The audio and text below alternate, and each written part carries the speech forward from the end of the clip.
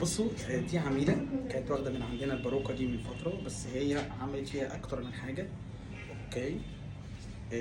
هي هنا راحت للكوافير، هو غير اللون بس ده رجعت بالمنظر ده. طبعا الموضوع ده بيبقى كارثة قدام، بتبقى باينة جدا. أوكي. حاجات زي كده فكة، طبعا بتبقى مضايقاها جدا لأن الجزء ده كله بيبقى باين بالشكل اللي احنا شايفينه ده. جابتها لنا عشان خدمة مبيعات البيع. بصوا بقى يا جماعه، دي كده شكل الويج بعد ما خلصت الصيانه وخدمه ما بعد البيع عليها. اوكي. هي كانت جايباها ما كانتش شايفه بعض حاجات حصلت من حد تاني او كده، فاحنا الحمد لله عملناها لها، وادي شكل الويج. وبصراحه هي قمر فيها يعني.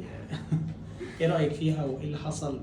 انا كنت واخداها من مده بس يعني لبستها كذا مره ورحت غيرت لونها بس وظبطت كده كام حاجه فيها في الطول قدام، بس واضح ان هي اتقطعت وانا ما خدتش بالي بصراحه من دوت. فلما جيت لكم هنا قلت لكم انا عايزه اظبطها على شكلي، خدتوا بالها يعني، انتوا خدتوا بالكم ان هي مقطوعه، يعني انا ما خدتش بالي بصراحه، هو دوت اللي كان عامل مشكله يعني. بس فطبعا هم هنا يا جماعه يعني ما ترددوش في اي حاجه وخدوها وقالوا لي احنا هنظبطها لك، وبالفعل هم ظبطوها لي، وانا ما حسيتش اصلا ان كان فيها مشكله، وحسيت بصراحه ان انا خدت واحده جديده، يعني مش اتظبطت، لا انا فعلا خدت واحده جديده. كل حاجه فيها متظبطه، وانا اتبسطت بجد بجد من اولا التعامل، وتاني حاجه الناس هنا ذوق جدا، سواء بقى الناس اللي بترد على الماسنجر على الواتساب، الناس بصراحه محترمه جدا وذوق جدا.